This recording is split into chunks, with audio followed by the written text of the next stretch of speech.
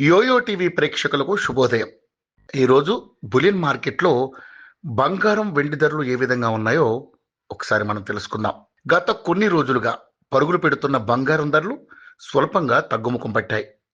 అంతర్జాతీయ మార్కెట్ నుండి దేశీయ మార్కెట్ వరకు చౌకగా మారింది.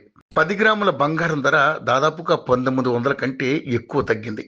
ఆగస్టు 18వ తేదీన దేశీయంగా 24 క్యారెట్ల 10 గ్రాముల బంగారం ధర 1,11,70 రూపాయలుగా ఉండగా, అదే 22 క్యారెట్ల 10 గ్రాముల బంగారం ధర 92,740 రూపాయలుగా ఉంది.